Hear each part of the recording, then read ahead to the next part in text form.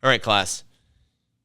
I asked my 10-year-old son to help me write the intro for today's show because I felt like if we're going back to our high school, I wanted to connect and I wanted to speak the language. So this is what he had to say. His drip is straight boomer. His grind is hella bougie, but I'm going to keep it 100. Do you manage $1 billion? Bet.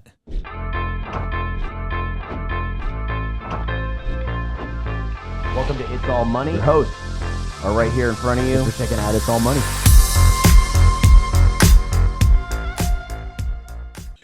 Welcome to It's All Money. My name is Dano Weir. I'm the marketing director for Sonoma Wealth Advisors and the co-host of the show. I'm joined by Daren Blonski, CFP. And make some noise. We are having our first live audience. Thank you all for being here. Where are we today? We are at Casa Grande High School in Petaluma, California, to celebrate a milestone for Sonoma Wealth Advisors and take an opportunity to give back to the school that both Daren and I went to. I am class of 2002. You are a class of 1999. That's right. Daren was... 99 is the last and best, you know. I was a freshman when Daren was a senior. Daren went to state as a wrestler. That was a big deal. Yeah. And then life happens and things go on, and then you end up right back here. 40 years old, and here we are. So let's start with our headline. I mentioned it. We had a milestone for the firm, and we talked about it right at the beginning. $1 billion. Managing $1 billion as a financial advisor with Sonoma Wealth Advisors. Does that mean you have $1 billion? You know, unfortunately, it doesn't, Dan. It doesn't mean we have $1 billion, but it means we have the stewardship for $1 billion. Stewardship. That's right. So stewardship meaning that we have lots of wonderful families and individuals and corporations and organizations where we manage their money as a steward of their money. Managing their money. So for someone who doesn't know what a financial advisor is, what do you do for those clients? We invest their money in a way that meets their goals, their financial goals, and it meets their comfort with volatility and risk in the markets. And as you walked out of Casa Grande High School with your green cap and gown, you said, that's exactly what I want to do. From day one, or did your career change? Definitely not what I said. I actually wanted to be a firefighter when I walked out of Casa Grande High School. So how do you go from a firefighter to a financial advisor? Well, so I grew up, my dad was a fire chief for East Bay Regional Parks, and I grew up in the fire business, and I realized that my dad was gone fighting fires a lot, and I wanted to be a dad to my children, so I chose to do something differently, and that's why I ended up doing an entrepreneurial venture. So why is it UC Davis? I worked in for the student resident firefighter program. And what I found myself always doing is trying to create businesses, even while I was working as a firefighter. And my mind just wanted more, and it had these ideas, and I wanted to realize these ideas. And it was almost became a distraction to think about being a firefighter. So I realized I had to be true to myself and say, I'm going to follow that dream, because the fire service was a family business before. And that was my departure from the fire service. Your family's business. That's what your dad did, business, right? That's right. That my family did. My sister was in the fire service, and my godfather was a fire chief. It was what we talked about around the dinner table.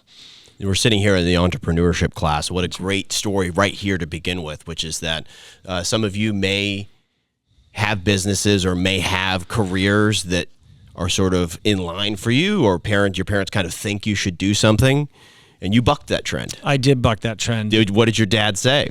You know, my dad was an incredible champion for us. I was a wrestler here at Casa Grande, and we had, as the wrestlers in the room know, the tournaments are very long, all Saturday, and he'd sit there and watch us, and he was always just super supportive of us.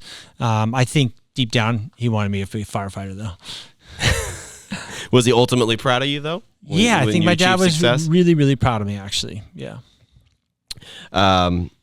So you decide you're going to break away. You're going to do your own thing.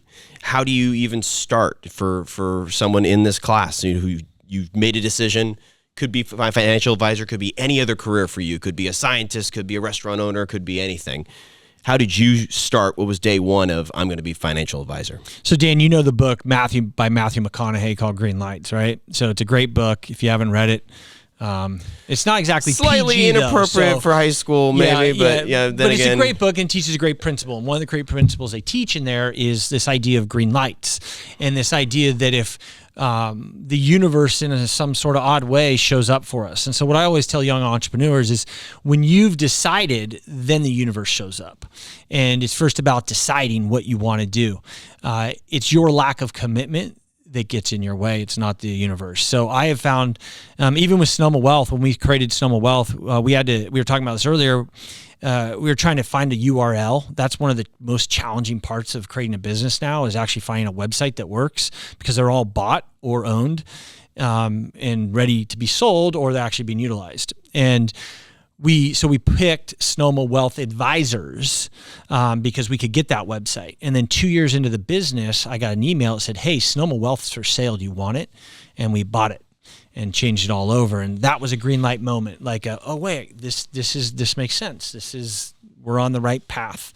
It was a tip of the hat from the old universe, as I call it. So I always believe that if you have clear insight and decision, and you're decisive and you know what you want, everything will align for you. Doesn't mean it won't be hard, and doesn't mean you won't almost fail many times. It just means things will happen for you.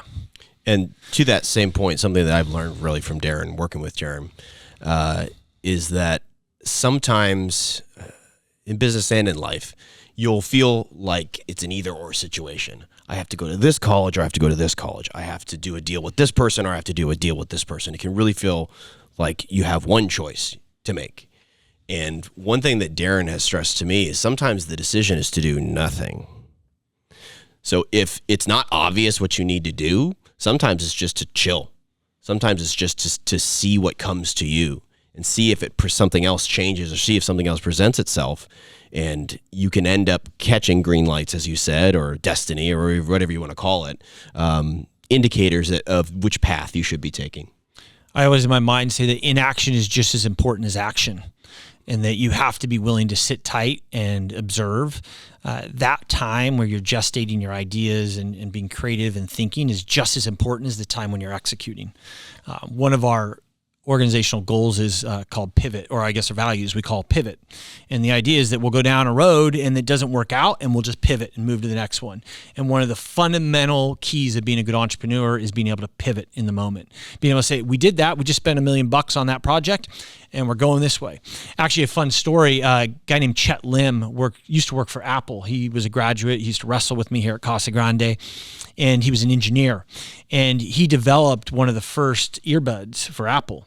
And he developed that and then presented it to Jobs at the time. And he'd spent he's told me like $2 or $3 million developing one of the first earbuds. And Jobs looked at it and said, "I hate it," and threw it out. And I always just think about that. Like, that's how decisive and how thoughtful an entrepreneur needs to be, and needs to be willing just to pivot. If it's not the right thing, we're moving on. And we're not going to spend any drama worried about why it didn't work and what broke and what we did wrong. We're going to learn, but we're not going to do drama, and we're just going to move forward in the next direction. That's a great point too. No babies in business. I come from a more creative side, a media side is my background, and you will see people have a creative project. It's my logo, it's my shirt, it's my whatever creative vision for the video, and for whatever reason it doesn't work out. You have to be able to separate your emotion from that and just say, didn't work out, boom. Rather than getting caught up and, well, why, woo, that will do so much more damage than just moving on. We actually call it killing your sacred cow. Like, an entrepreneur has to be willing to kill the sacred cow. And we all have sacred cows, but if you're not willing to look at them and accept that sacred cow could be holding your success back, you're going to get in trouble. All right, so whoop-de-doo, you decided to be a financial advisor. Maybe you went to school for it. You got licensed. I actually never decided to be a financial advisor. So financial advising is what I ended up doing. I consider myself an entrepreneur. So the pre-step to firefighting was I was an industrial psychologist. So I taught leadership development, team development, and realized in that career I traveled too much. So then one of the best training companies in the nation is a company called Edward Jones for financial advisors. And I love the markets. My first investment account was at age 13. And I hired a guy that used to be on the local KTVU, I think it was. His name was Jim McBride. I think he's still even around. And I gave him a bunch of money that I had saved up, and it didn't grow. And so then I said, what's going on? And so my first job out of high school was working at Kenwood, I guess what is now Sugarloaf State Park. And I would sit up in that little booth that summer out of high school and just read about investing. And that's where it started. But I always had this entrepreneurial drive. So I look and consider myself as an entrepreneur who chooses my medium of expression through financial services, whether it's financial planning, tax services, but I've got a whole lot of other things in the bag ready to go. But that's the cerebral approach to it, Daren. How did you get a client? How did you get your first client? You know, we can all decide who we are and stuff like that and puff our chest out with our confidence. You had to get a first client. I did. How did it happen? So that was actually a painful process. I had my second child, and I had my master's in psychology, industrial psych. And I decided to be a financial advisor, and the company I started with, the way they teach you to get a client is literally go door to door and knock doors. And so my very first clients came off knocking doors, literal residential doors. Not 1950, 2011, 2012. Yeah, not 1985, not right. 1962. In what year? 2011, 2012. You were knocking doors. I was knocking doors. The internet existed. The internet did exist. But you were knocking doors. I was, because there's an old entrepreneur rule when you're trying to market. When everyone's doing this, do that. When everyone's doing that, do this. And knocking doors was a brilliant strategy because all our emails are blown up and everybody's getting stuff in their face constantly. But when you show up on someone's door, they have to respond to you. Now, it might be negative sometimes, but at least they're responding to you. Because the antithesis to your success as an entrepreneur is not forcing people to have a response. If they don't have to slow down long enough to either say yes or no, you didn't even get in the door to potentially win. And so when you're on someone's door, they got to deal with you one way or the other. And what I found, which was interesting through that, I knocked on 9,000 doors before I stopped knocking doors. And when I finally stopped knocking doors, I found the only thing that I could correlate with success was asking people and just saying to people, I just want to introduce myself. Didn't matter what I said, but if I just said I just want to introduce myself, they opened up to me and were willing to engage with me. And even today at the start of class, he walked around and introduced himself to the whole class. That's right. See how that worked? See what he was doing there? So you do get some clients, right? I get some clients. You get a lot of clients. Get a lot. You have sat with, quote, millionaires. Mm-hmm. What does society, social media get wrong about millionaires and their impression of what they might be or look like? Most of what social media is presenting to you about millionaires, these are people who are just broke at a higher level. These are not millionaires. These are people who have a lot of money coming in, but there's also a lot of money going out. Most true millionaires, meaning they've got the wealth, I call them the millionaires next door. They're people you don't know. They're people that drive used cars. More millionaires drive used cars than new cars. More millionaires live in everyday homes that we all live in than the homes you think they live in. Now, there are those that have what I call stupid money, where they don't even know what to do with it. But there are far more millionaires who became millionaires through investing in a 401k over the life of their retirement. And you wouldn't know because they put on, they put on clothes every day that just you and I wear. You would not see them. So let's just describe the service in detail in case you're wondering what he actually literally does. Let's just say, I am a firefighter. I'm Dan, I'm a firefighter. Mm-hmm. I've got a retirement. It's $1 million, and I'm wondering where I'm supposed to put it. I've worked 30 years in the fire industry, and I've got $1 million, and I'm wondering, do I leave it in cash? I heard NVIDIA is hot. I heard Bitcoin's a thing. What do I do? And they come and they sit down with you. That's right. They sit down with us, and we build a financial plan for them. Save this much, do this, you'll be able to retire at this point based upon isolating a bunch of variables. So the way we create value. So entrepreneurs at their essence all have to create value, right? So any business, you have to ask yourself, how do I create value? And if you're more worried about creating value than anything else as an entrepreneur, you're more likely to be successful. I've heard it that a lot of entrepreneurial individuals teach their children just to create value, not to make money. Money follows where value is. So if you create value, money shows up. And money is just a byproduct or a symptom of creating value. A lot of people get that wrong. They go after the money first. So they show up in my world, and we create value by showing them the plan, how they can realize their dreams. I contend that most people, when we're on our deathbed, Dan, we're not going to look at our life in a linear progression and say, hey, I lived a good life. But we're going to remember our life in episodic moments of time that said, I lived a good life. I felt good about my life. And I saw the Giants win the World Series. That's right. I held my child for the first time. That's right. I remember that time we sang a song together when I hadn't seen you in 5 years, that type of thing. That's right. And those moments in life are what creates richness. So if you think about money, money is just a mechanism or a tool to transfer energy and to create moments that are meaningful that will help you feel successful when your life is done. When a financial advisor is managing a client's money, so in that same scenario, I'm the firefighter, you gave me the financial advice, it's say $1 million retirement. Where does the money physically live? Where does it end up? Are you holding it? I'm not holding it, and luckily so. So when you're an independent financial advisor like we are, there's custodians that hold it. So Charles Schwab is our primary custodian, and all that money lives generally at the Charles Schwab Investment Custodian Company. Which is a large investment company which has $7 trillion in assets that they hold. Think of it similar to, I guess, a bank if you're trying to conceptualize it. They do have a bank arm. We just get what's called a limited power of attorney, or get the keys to tell that money where to go. So being successful in life has two sides. We've talked a little bit about the professional side, but there's also the personal side. Your own personal finance can impact your success in life. So what's the biggest mistake that a high school graduate could make with money right out of the gate? My first rule, I've got a bunch of rules about money that I try to follow myself. But the first mistake they make is they don't pay themselves first.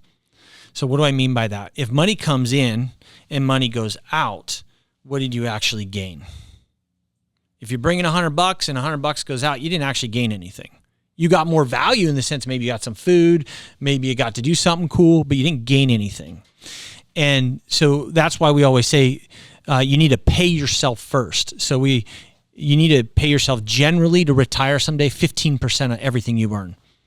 So 15% of what goes in needs to be moved this way and not just directly out. And that's where you're growing your balance sheet. This way. So you're talking about investing. That's right, in yourself. So, and that could take a number of forms. So that could take investing in the market. That could take education in yourself. It could be reading a book. It could be investing time in yourself, in your health. Yeah. So I spend a lot of time and money investing in knowledge and growing knowledge. I'm a big believer that what got me here today won't get me there tomorrow, and that I need to expand my brain and how it works. So I try to allocate money to investment so that someday if my body doesn't work, I don't have to work. But I also try to invest a lot of my extra cash and resources into growing and expanding my mind so that I understand things that I don't understand today. One of the biggest superpowers at this age, if you could figure out how to do this, is at a young age, if you could figure out how to put yourself in rooms with people that know things you don't know, you're going to be far more successful. So I'm constantly obsessed about how do I get in a room with someone that knows something I want to know so that I can expand my knowledge base. It's stunning how much people will just offer up. Absolutely. If you ask them. Yep.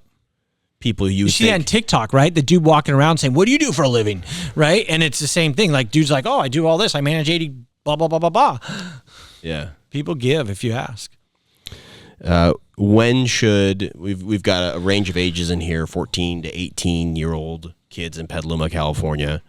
When should someone begin investing money in their life? Right now. Like the sooner you start, the law of compounding interest will benefit you greater. So one thing my dad taught me is every year he said, Daren, you got to work enough so that I can max out your IRA for you every year. And he was really religious about that. So if I could earn $5,000 at the time. IRA is your individual retirement account, which is a special investment account that is tax advantage, meaning it helps you on taxes that you make, and you use it to make investments. That's right. So he would say, hey, Daren, work just enough so I can contribute for you for your retirement account for the year. So even during school, I had jobs all through school. Is it okay to borrow money from family? We call those FFF loans, friends, family, and fool loans. Is it okay? Well, I guess it depends, but it's usually a stupid business proposition. Borrow. Gift is one thing. Borrow, as soon as the business and the personal start to cross, it can become fraught with danger. But it can be a natural situation that pops up where it's just like, oh yeah, they just, anytime, I say anytime it's a handshake deal, it can often become a head shake deal. I actually wrote my master's thesis, I don't know if I've ever told you this, on family business and family business dynamics and building trust in family businesses. And family businesses in particular are very difficult and generally don't make it past the second generation. Unfortunately, most of them actually fail within 5 years. Crossing family and business is probably one of the worst business decisions you can do. It's very, very difficult to be successful. Families can do it, but it's very difficult. Does a fancy car mean you're wealthy? Absolutely not. Fancy car generally means you're broke at a higher level. How do you mean that? You mentioned that earlier. Say that again. You're broke at a higher level just means you have more money coming in and just as much going out. You're still broke. How are we doing, class? Yeah, a couple head nods. Only a few people are asleep. Thank you. I appreciate that. This is an interactive episode.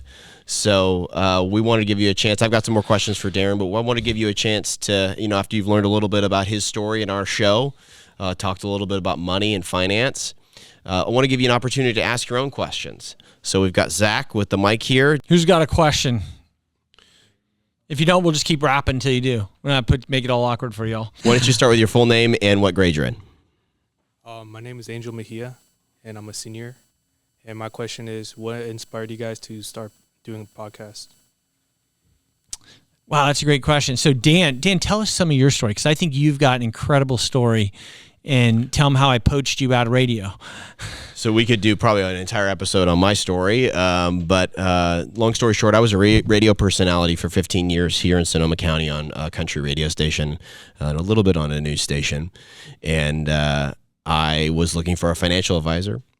And so I used, there's a famous radio guy named Dave Ramsey, if anyone's ever heard of him. He has a directory where you can punch in your zip code and pull up your financial advisors in your area. And I pulled up 3, and no. And number 3 is Daren Blonski from high school. I was like, Daren Blonski from high school? And Daren and I both went to the school. We were not really friends at school. He was a senior, I was a freshman. He was friends with a guy who I was friends with his little brother. So we knew of each other, but weren't really close.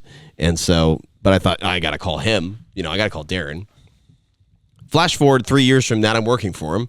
So Daren has always had an interest in media and in teaching to large group. And so I think he saw my skill set from radio and media and saw a fit there. And I was ready to make a move myself. So that's the backstory. Your specific question was, why start the podcast? Daren, I actually worked for Daren for 18 months before we even talked about a podcast. Because I hate shows that just are shows for people to have shows, to talk about shows, because you need content, fill in the content. You just need to fill it. You just need to exist. It has to be a reason why. The reason why we have this show is I realized, and one of the reasons I got into the business, there's a lot of misinformation out there about money. And I've seen it in my own life where money problems are the underpinning of so many other problems. You think this is the problem, and it's like, if you look behind the curtain, there's a money issue. And there's so much misinformation out there. There's so much competing information out there. There are people who are telling you the truth, but their particular service might be predatory. They're going to sell you investment product that has a huge upside for them and minor upside for you that's maybe not the best fit. So the whole goal of the podcast is to give what I call financial confidence, which is you at least know what you're talking about, and then you make the decision, empowering you to make the decision. So thank you, Angel, for asking. I appreciate that. Well, and another part of that question, and I think this relates to any business out there, if you're looking to start a business, what you're finding, one of the jobs of anyone in business or in entrepreneurship is to tap into where things are headed, right? You always have to be thinking forward, like where are things headed, what's happening, what's changing. And it's really clear that what generates interest now is this kind of natural thing, right? Like nobody turns on the main media sources and like, oh, I'm going to get the truth today. Like that's an oxymoron to watch legacy media and get the truth. We all go to different sources for that. Well, the same is with marketing and advertising. What we know in business is that you've got to create content that attracts people to it, and that's what sells. You actually start seeing this in movies. I don't know if you've noticed, like if you watch an action thriller these days and you'll see the camera, like Mercedes is advertising in that particular movie, and you'll see it'll pan right onto that Mercedes logo and the high-speed chase. That's them marketing to you, right? And that's where the economy's headed. We do these natural forms of marketing. We call it content marketing, right? So if I'm a financial advisor and I'm talking about financial advice, I need to be producing content that provides value to people that then are attracted to what the value offering in the business is. Is that a long enough answer for you? Do you want us to be longer? Who else? I'm Lucas Hyman, and I'm a freshman. And my question is, what are the main properties of a successful business? The main properties of a successful business. The most important property of a successful business is culture, which is kind of sounds weird, but the culture, the people that you're with, and what you believe as an organization is by far the most important attribute of a successful company. Once you get the culture right, you have to think about what's our processes for creating value, right? I told you earlier about it's all about value creation. You have to think about what are our key core processes for creating values. So like in the financial services, our core 3 processes are marketing and sales. So that's building content, interest. People talk about us. They want to talk to us. Then they come in and we close the sale, and then we onboard them onto our firm to help them out. And then we do this service part. And those are our 3 core processes. So every business has core processes. So you have to think about what are the core processes of my business once you get that culture correct. And then part of that culture should be what I call relentless execution. You've got to implement the things in which you set out to do. I had a mentor of mine that would often tell me that the idea in business is only worth 10%. Like I can create great ideas, man. I got a whole Rolodex of great ideas, but it's the execution, implementation of it that makes it successful.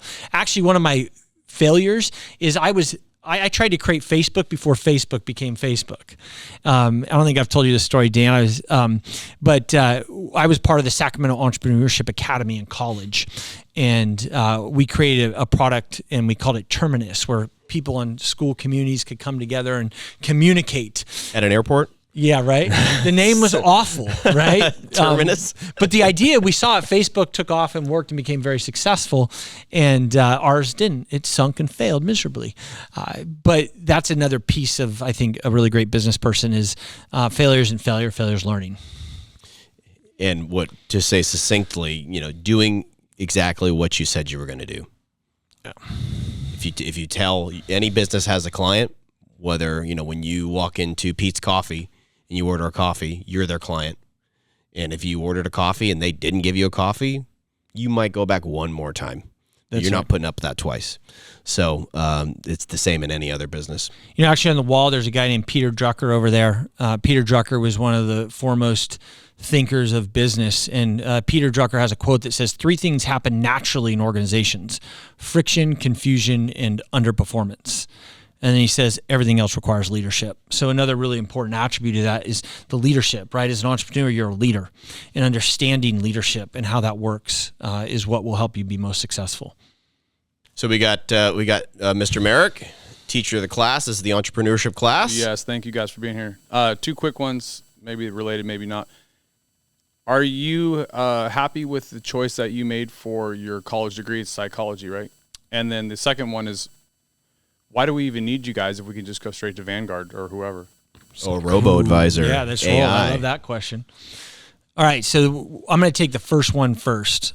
In college, I was at a networking event.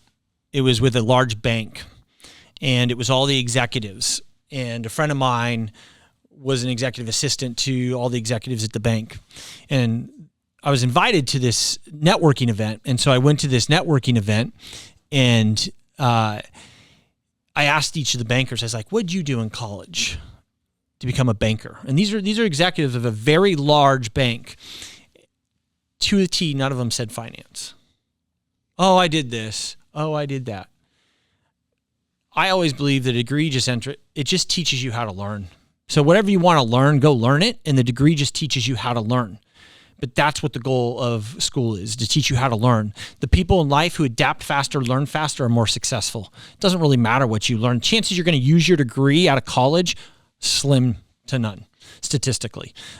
But it's a proving ground to teach you how to learn.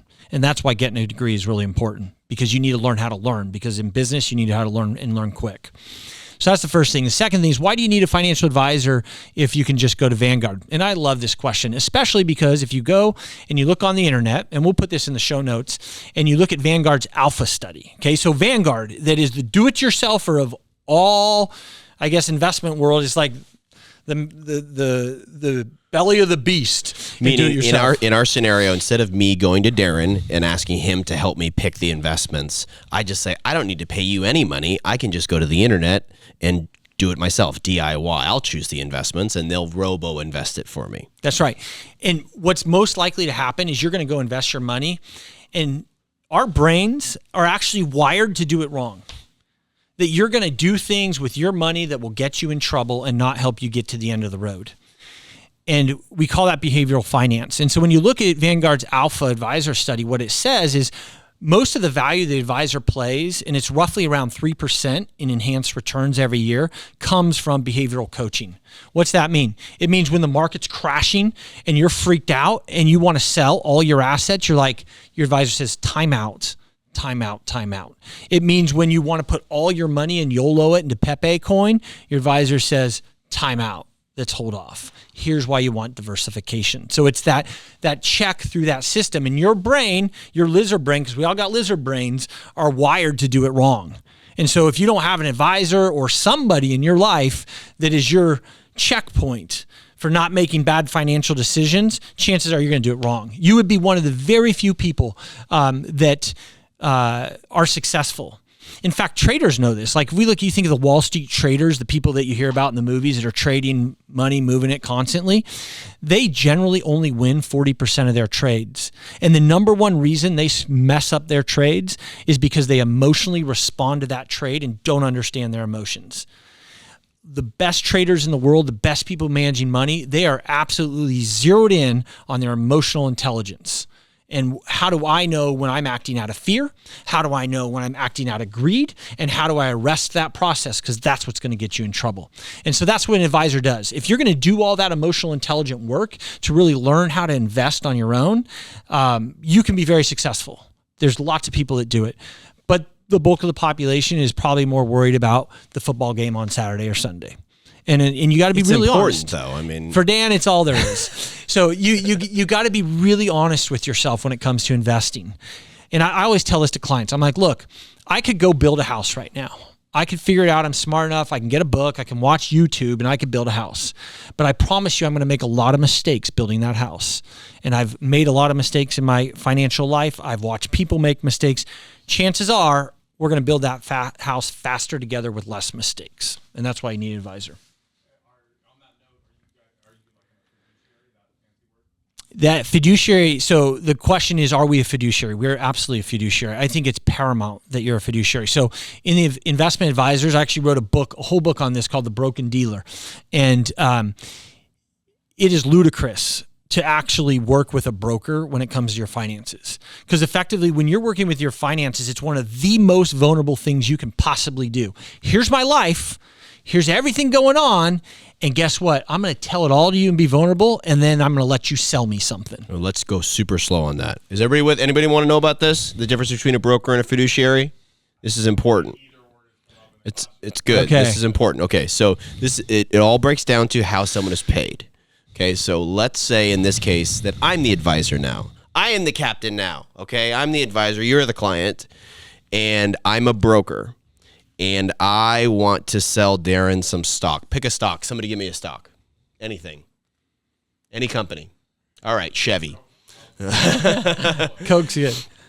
Daren, you're my client. I want to sell you. I think you should invest some money in Chevy. This is what I think you should do. You should buy this. This is good for you. And then you say yes. and now I get paid because I sold him some Chevy. That's a broker. That's a broker. A fiduciary is Daren pays me a fee to be determined, but Daren pays me a fee no matter what. And then I tell him of all of the investments in the entire world, what I actually think is the best for him. That's right. So the person who's telling you that they want you to buy this specific mutual fund, security, crypto, whatever it is incentivized to sell you that versus, hey, I've met you. I know what your goals are. I know how much risk you want to take. Out of the entire universe of everything that exists, I actually think it's this instead of just a limited list. Does that make sense? We actually see the most abuse in this way in the insurance industry. So often you'll get an insurance agent who calls himself a financial advisor.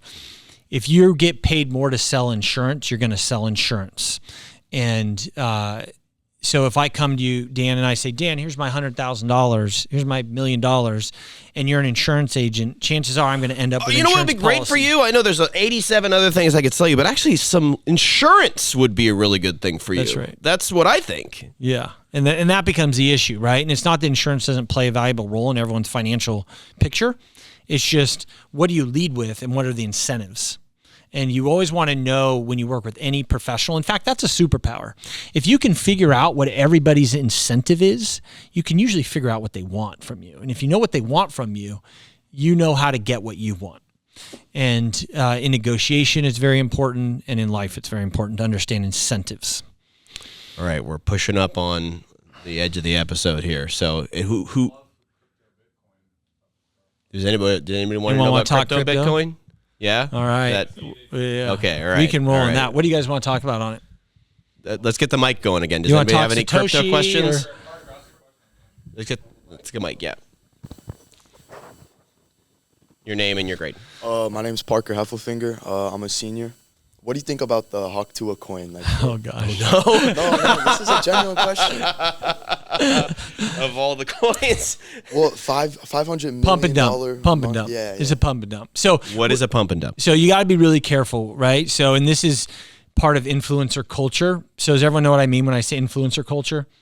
So a lot of these people on TikTok and YouTube and whatnot, they're being paid to talk about things. They'll get on there. In fact, our politicians were paying, in this last presidential election, we're paying influencers to talk about them on their social media channels, okay? So let's just talk about, so I don't know that we want to talk about Hakta, but let's talk about any crypto, okay? So any type of... What's another meme coin? Pepe coin is one that's popular right now. I own some Pepe, actually, as kind of a joke. But so Pepe coin has to do with memes that are all over social media, okay?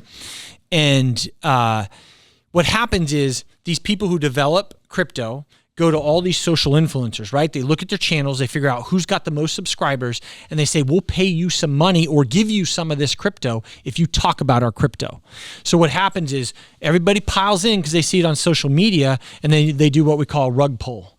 Everyone know what the term rug pull is, right? So they rug pull it. So it goes up, way up, way up, and when it's running hard and up, they sell all their coins and leave the people that came in from the influencers following behind. It's fraud, and people are being sued, and they're going to jail for it. So the particular crypto you referred to, I think there's going to be some legal action on that one. More questions.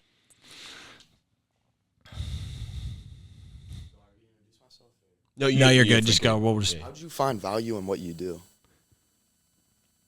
So I find value in what I do by watching the lives change the people I work with, right? So I mean, the countless people I've helped in my career where they just lost their mom, they just lost their dad, they just inherited a bunch of money, they don't know what to do, they want to retire. I mean, there's literally thousands of people in this community that are retired and living a comfortable retired life because of what my team does.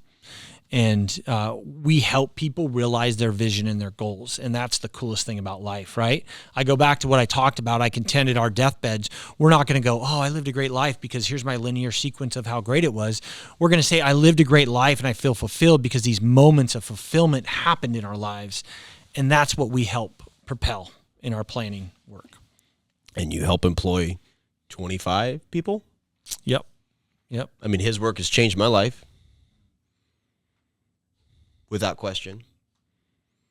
And that doesn't mean that, I just get to come up and show up and not work hard myself, but I only get an opportunity to do so because of all the decisions that he made, So there's tremendous value in that, the transformational impact on so many people's lives, just by living by principles and some of the things you've already talked about for, in business. We have a saying, my partner and I, and this is another superpower in entrepreneurship. Your business partner, Chris? Yeah, Chris Sipes. Pick your partners carefully. I've picked bad ones and I've picked good ones. But if you learn to pick good partners, that's a superpower. And what we talk about is we believe fundamentally as a culture, as a company, if we take care of the people at the company, they're going to take care of the clients. And if the clients are going to get taken care of, then it's all going to work out because they're going to create more value for the clients. And another thing I'll add too is you don't always have to have a partner. That's right. I mean, no one is going to get anywhere by themselves per se. But sometimes there's almost a predisposition that I'm going to start a business. I've got to find someone else to partner with. No, you just wanted a friend. Sometimes you can do it on your own, with other vendors or with, you're going to need partnerships. You're going to have your clients in a way are your partners, but you don't always have to get another guy or gal or whoever and, start the business together. Sometimes some people, knowing yourself really well, it can be better to know, what, I'm a decision maker and I'm not going to be able to do things by committee. I need to be in charge. Well, so Dan, that's an interesting point, right? So Tom Furr, does anyone know who Tom Furr is here?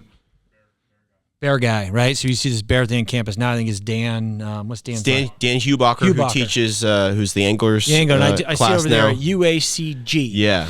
And I was a United Angler at Casa Grande when I was here and helped run the fish hatchery thing with Tom. Before Dan, it was Mr. Furr. That's right, Mr. Furr. And so Mr. Furr was my teacher. And one of the things that Mr. Furr taught me, and I was always amazed by how he could get these kids to put on boots and go jump in a creek and get dirty and love playing with fish. You think about that, that's kind of the last thing that students think about sometimes. And what he taught me, and I learned this in business, is he always said thank you. You would go and you'd go out and be like, thank you, Daren. And he helped you feel a part of something bigger than yourself. And that's one of the fundamental, I think, capabilities of leadership is to help people feel a part of something bigger than themselves. So you're right, Dan, we might not always need a partner, but your people should always be your partner. And you should always be working together towards a larger vision because that's what's going to create success. Anybody else? My name is Josue Arenas. I'm a junior. And my question is, what are the pros and cons about trading, and do you recommend it for people at a young age? Pros and cons of trading, and do you recommend it? Is that what I heard? Yeah. Wow, that's a good one. So there's this concept in psychology called core memory. So as an individual, we all have core memories. As a baby, how we were treated by our parents, how we were treated by our loved ones, by our siblings, those kind of things. Those create core memories for how we see the world, right? What happens to us at a young age. In high school, it's really 4 years of your life. It's not that big of a time, but it has a huge impact on your life. And you carry the things you learn here out of here for the rest of your life, for good or bad. Some people's experience in high school is awful. And some people's experience in high school is amazing. And you'll carry these core memories, but it will be a very small portion of your overall life. But why are those memories so much more important than all the other 4 years you're going to spend in college and doing other things? And it's because they're core memories, right? So we create core memories. One of the biggest challenges this generation has is that you've only been trading in the market since the Federal Reserve has been printing money. Now, let me explain that because it's very confusing. So we have this organization in the United States called the Federal Reserve. And in 2019, the debt of the U.S. government was $19 trillion. $19 trillion. Anyone know how big trillion is? It's a lot of zeros, okay? It's a lot of money. In 2019, it was $19 trillion. Today, it's at just over $36 trillion. So our whole history up until 2019, we built $19 trillion of debt. And in the last few years, we've got to $36 trillion. It's said that every 100 days, this country is layering on $1 trillion in debt every 100 days. So every 100 days, this country is layering on every 100 days we get $1 trillion of debt. We get that $1 trillion worth of debt. That becomes an issue systemically for the country. Our government is printing so much right now that there's this false sense of security in traders. There's this false sense of security in investors that I could just put money in and whatever I'm doing, I'm going to make more money. It's going to go up. The reality is that's not true though. So this generation of investors is developing a core memory that the markets just go up because the government prints. And that is problematic. So do I recommend people get into trading? Well, I said it earlier. True traders on Wall Street, professional traders, that's all they do. They win 40% of their trades. So if you're good with losing 60% of your time, then trading could be a route for you. Every trader I know that's a successful stock trader in whatever type of commodity or asset, they've blown up an account. You know what blow up an account means? You'll lose it all.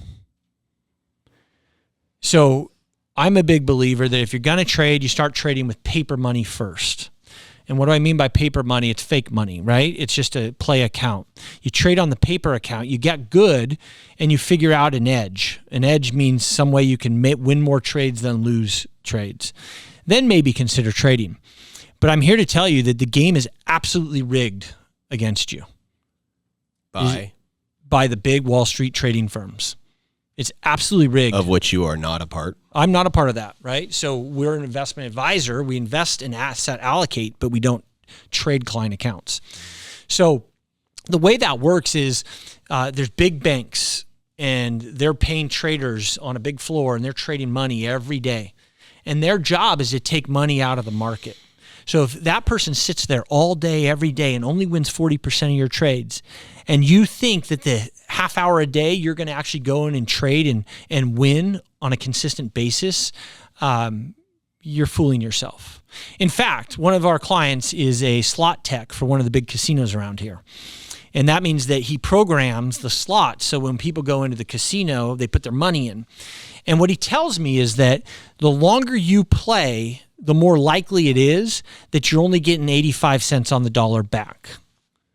And it's called the law of large numbers. So I might go in and gamble my money and trade my money and win big once. But then what's that tell me to do? Oh, I'll go back because I'll win again. But then I'm going to start losing. And I'm going to give money to the house. So now you got to chase those losses. You got to catch up. And you keep going, you end up in the hole. So most traders aren't winning money. The problem with it is the psychology of it is such that we don't talk about our losses in life. Mm-hmm. I'm not going to get on TikTok and be like, hey man, I just lost $1 million on trading. Nobody does that. Guess who's down 40%? That's right. Like, that happened. Actually, I saw an interesting thread this morning that there's a guy who lost $1 million trading crypto on Reddit, and he's offering to marry someone who's gained $1 million trading, and they're going to marry, and then they're going to use those capital gains and those capital losses to split it and hash it out. So that's a marriage proposal if I've ever heard it. But anyway. I'm going to stop you there because you said earlier you recommend that people invest, but now you're saying that trading is fraught with danger. So where's the middle ground between there? How should someone do so responsibly? Well, I gave you that solution. That was trade with paper money first. Okay. If you're going to trade, you need to play with paper money first, and you need to create an edge. An edge is a way to win more than lose more. Win more than you lose. And that's what you want to do. You should always invest, but there's a difference between trading and allocating, right? Anyone could go out there and go to, like a Vanguard or any of those and buy an S&P 500 fund, which is the largest 500 U.S. stocks. You can do that, and that's investing. Trading is going in and out of the market, constantly thinking that that's going to win you money. Statistically, the longer you play, the more you're going to lose. So you're saying more long-term investing, and in general, giving yourself a chance to see where something goes versus I got in today. Oh, it went down 2 cents. I'm out. Oh, I got in today. An hour later, it's up 5 cents. I'm out. Whatever it is. Investing is picking good quality assets and staying the course with them. Trading is trying to take short-term wins on stuff, and it can work, but you can't fool yourself. The cards are not stacked in your favor. So, and it's the same thing with business when you think about it, right? Most small businesses fail within 5 years. The vast majority of businesses, they're done within 5 years. They go bankrupt. So whenever I'm talking to people about starting businesses, I always ask them the question, why are you not going to fail? Because if you can't answer that question, why are you not going to fail? I promise you're likely to fail. You have to know what your edge is. Why are you better than the competition? Why are you going to beat out everybody else? If you can't answer that question, they're going to eat your lunch. Any more questions? Did you answer that question because you knocked on 9,000 doors? I knocked on, so the way I'd answer that question is a couple things. So I learned here as a wrestler in Casa Grande that I could outwork anyone. And that's always been my edge. One, that I'm willing to learn quick and outwork. And I'm going to adapt. Those were my, I would say, secret sauces for success. And I had confidence from my time here as a wrestler that if I worked hard enough, because I wasn't the most talented wrestler here, but I outworked my competition and the other wrestlers here. Anybody else? Last call. The teacher's asking if young people should follow their passion. I'm mixed on this, to be honest. I think following your passion can be a real trap. And the reason for that is if my passion's basket weaving and my goal is to make money, like, it's probably not going to work out well for me. If my passion is, doing something that, I guess let me answer this question. If you're going to follow your passion, you got to be really clear what success is. If your passion is something that's not monetarily appreciative towards you, then your success parameters have to be different, right? And so like teaching isn't typically going to bring tons of money, but it's the reward of the letters on the wall from the entrepreneurs that send them back to you, right? It's like, that's my, whatever that cachet is in your life, what that means success to you. For me, in my value set, it was really important for my wife to be able to be with the kids while I worked, or at least one of us to be home. I knew I had to pick a career where I could create enough money for the family so that one of us could be home. Or my wife would have to do that. So that was a goal of mine, and I thought very strategically about that. In fact, when I was in industrial psychology, part of the reason I stopped doing industrial psychology is that I realized I was trading time for money. And you don't ever get rich trading time for money. You have to find a way to generate money when you're not working while you're sleeping. That's how you get rich and make money. And to me, having a monetary base to do the things I love doing was a very important value to me because I grew up without it, right? I grew up with parents that were working full time. They were gone a lot and latchkey kid it. And I'm like, I want to be home for my kids. I want to take my kids to school and pick them up. I want to have flexibility in job. And that meant I had to create the financial tools to be able to do that. Something I like to say is, I tell this to my kids, we can't do everything, but you can do anything. That's right. And sometimes you can do many things, so you're not limited. And what that means is, Daren, you really wanted to write a book. Yep. You really wanted to write a book about your dad, and you did. And it's out, and it's great. You were able to do that. You can do things that you really want to do. You're not necessarily also going to make that book make $6 million and it rolls into a movie and you got to and. There are so many stories of extreme success out there that it can scare people from trying things, or it can scare people from doing one or two things and being really proud of, achieving that. And maybe it does roll on, and that's great, but you shouldn't not learn how to sing because you're never going to, I don't even know what's, be George Strait. Yeah. You're never going to be Ariana Grande. You're never going to be in Wicked 2. Right. You should pursue those things because you love them. If they lead to money, that's good. If you need to do other things to make ends meet, that's good. If ideally, it's a combo, right? I mean, ideally, who wouldn't want to do the thing that they love to do, be great at it, and make a ton of money? That's the goal. That's what everybody's trying to do. A small fraction of people do that. There's usually a lot more to it than you realize. And don't get hung up on being a massive success. Focus on the thing that you want to do and try to make it a success. We've had this conversation a lot in my family with my middle son, Brighton. My middle son, Brighton, is an artist. He loves art. That's all he does all day long. He's like, Dad, I just wanted to do art as my career. And so it's this conversation about, okay, that's great. Now, how do we translate that into making a living for you and your family if that's the way you choose to go about it? Like, there's a connection there. So one of our clients is an animator for Pixar and he was a director for one of the big featured films. And so I text this guy earlier on last week, and I said, hey, my son really likes anime. He's really into it. He wants to do animation. Can we take you to lunch? Right? And that's like one of the most important things you all can do. Find something you are passionate about, someone who's successful at it, and take them to lunch. Everybody has to eat lunch, and everyone loves to give back. And you find that person, you call them up and be brave and say, let's go to lunch. I'll pay lunch for you. So I'm going to take Brighton to go have lunch with this animator with Pixar, and hopefully spur for Brighton. Like, how can I take this passion into something that will financially create viability for me? And it's that balance, right? And like, I want to appreciate him about his love for art, and I want to support his love for art, and I want to find animation schools he can go to when he's not in regular school and support it in a way that becomes fruitful for him. And I think that's the role of a parent, is stewarding that process through for your kid. Casa Grande High School entrepreneurship class in 2024, Mr. Meirik's class. You have watched a live podcast episode. You've hopefully learned 1 or 2 or 6 things about business, about investing, but most importantly, you got out of a normal day of class to watch a podcast, and we really thank you for it. Hey, Dan, they're in class. So thank you so much.